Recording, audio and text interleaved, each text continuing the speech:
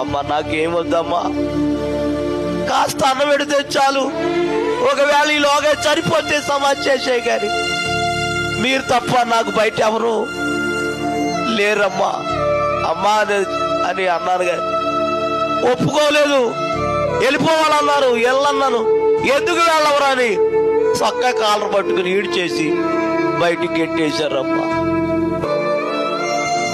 అమ్మా ఆకలి తట్టుకోలేక నేడుమర్రు, మందలపర్రు, బోనుపల్లి, గనపారు, పెప్పరి, పెంటపాడు, ముదురుడుపాడు, తాడేపిల్లిగూడు ఒకే జతపట్ల మీద 3 సంవత్సరాలు ఇన్నట్టుకుని అడుక్కున్నానమ్మ నేను. అమ్మా తాడేపిల్లిగూడెంలో బస్ స్టాండ్లో కాగితాలు వేసుకుని పడుకునేవాడు నేను.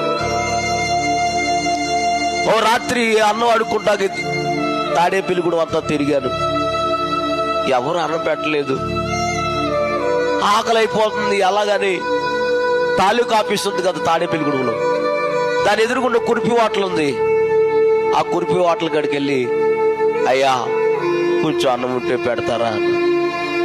ఆయన అన్నాడు, 5 రూపాయలు ఇవి పెడతానన్నారు. డబ్బులు లేవండి, నేను అడుక్కున్న వాడినండి, కొంచెం అన్నం పెట్టండి అయ్యా అన్నాను. డబ్బు కొద్ది పెట్టను అన్నారు.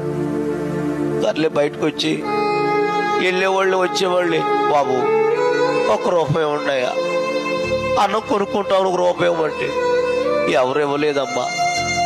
10ంటికి కట్టి వెళ్తారు, రాత్రి 10 గంటలకి.